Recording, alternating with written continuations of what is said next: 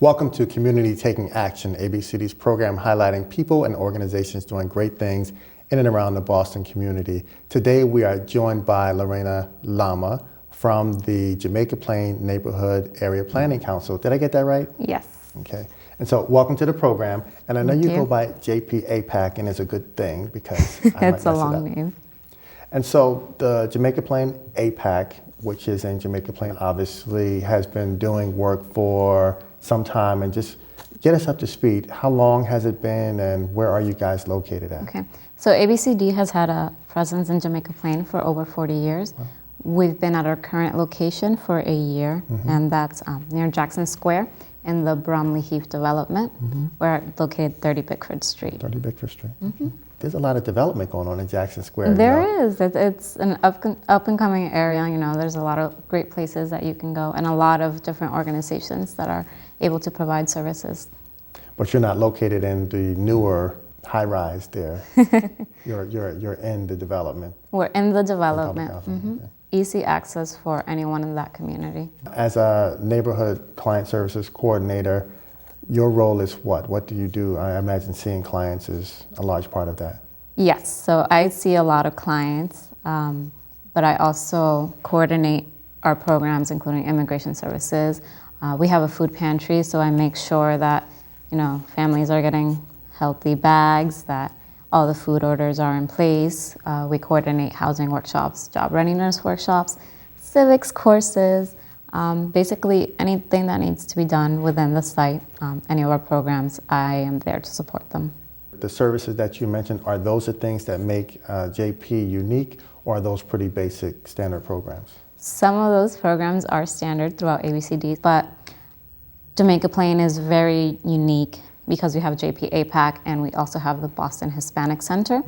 We're an accredited immigration site, which means we're accredited by the Board of Immigration Appeals to offer immigration services such as citizenship applications, green card renewals, and we also have done petitions in the past and adjustment of status. JP APAC is the more traditional services, so there we'll see clients basically for any of the basic ABCD services that I discussed before. And then for Boston Hispanic Center, it's citywide, so it's not just Jamaica Plain clients, it's any client that comes through the door. What is the goal of the Hispanic Center? The purpose of the Hispanic Center right now is to really expand its immigration program. We don't just serve the Hispanic community, we serve all immigrant communities. We also have clients from Dorchester, East Boston, Mattapan, and that is because the Boston Hispanic Center offers the immigration services, and only Parker Hill and our East Boston ABCD site offer those services as well. What part of the process do you help with? Firstly, we help clients who are newly arrived in the country, so we help them acclimate to life in the United States. For clients who have been here a longer amount of time, we're able to help them with green card renewal applications. Once they've been here for 5 years and they have a good grasp of English, we can help them with citizenship applications. Wow, so clearly I need to study up a little bit more on It's a little complicated and it can be intimidating to a lot of our clients, but once you really know, you can walk them through everything and reassure them that it's something that is attainable and that they can do. Is there a standard timeline to become a citizen, or does it vary completely? You have to be a permanent resident for at least 5 years. Really? Yes. And there are other various requirements as well, so it really varies case by case. We talked about the Hispanic Center Immigration. Talk about some of the other programs or services that you guys have going on out of the APAC. Okay. So JP APAC's biggest program is the food pantry. That's open to clients Thursdays and Fridays, and they can call the Project Bread hotline on Wednesdays to get a referral. How does someone qualify for the food pantry, and how much food? I know there were like 2 days that someone could get food. Yes. So for the food pantry, and to be a client at ABCD in general, you have to be 125% poverty line, and you have to So be very low income. Yes, very low income, and you have to be a Boston resident. Boston resident. In order to receive the food pantry service, clients can call the Project Bread hotline on Wednesdays, and they pick up food Thursdays and Fridays. So they can come Thursday and come back Friday? No, clients can come once a month with a referral. We receive donations from the Greater Boston Food Bank as well as from our local Whole Foods. And sometimes we also receive donations from Stop and Shop. Which is right nearby. Which is right nearby, right up the street. And they helped us last year with our holiday meals. We received, I believe, about 50 turkeys from them. Those are great partnerships with supermarkets in the area. What other great programs do you have that are going on? Okay, so this summer we recently started the Teen Center, mostly geared to our Bromley Heath youth. They mostly did martial arts with their instructor, so that was great. They demonstrated at our Summer Work Celebration, which is another youth program for ABCD.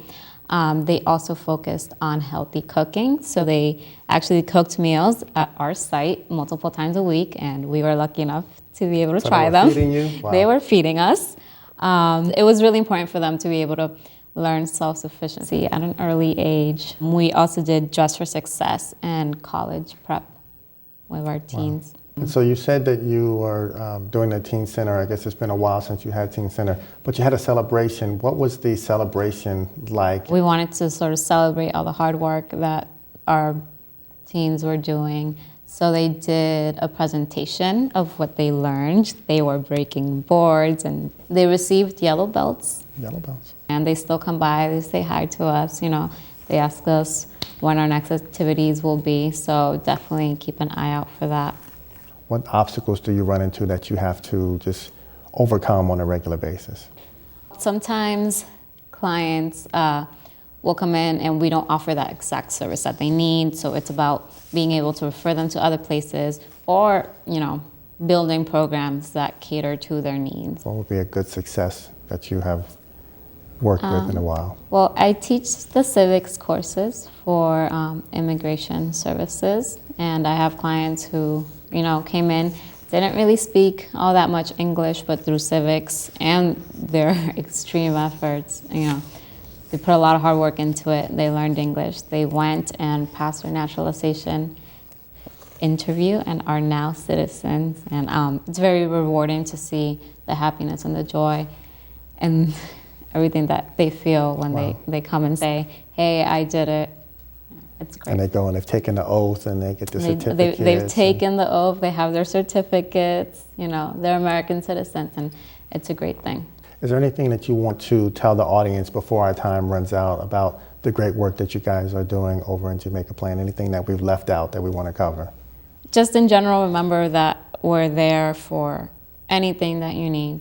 Taxes, fuel assistance, food pantry. And I know that sometimes people are intimidated, but we're there to help out. And are your staff bilingual? I didn't ask that before. I'm a Spanish speaker, and our operations manager is also Spanish speaking.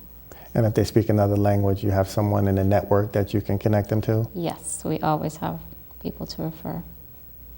Well, I want to thank you very much for coming on the program. It's been a joy. I've learned a lot about immigration, and hopefully we'll have you to come back and talk a little bit more once we see how your teen program and your computer lab and your GED classes are all going. How's that? All very exciting things. All very exciting things. I look forward to it. Great. So thank you again for coming on the program. Thank you for joining us today. That concludes our program. If you've missed any episodes, you can find us on YouTube and check us out on Facebook and Twitter. Thank you for joining Community Taking Action. Until next time, I'm your host, Eric Mitchell.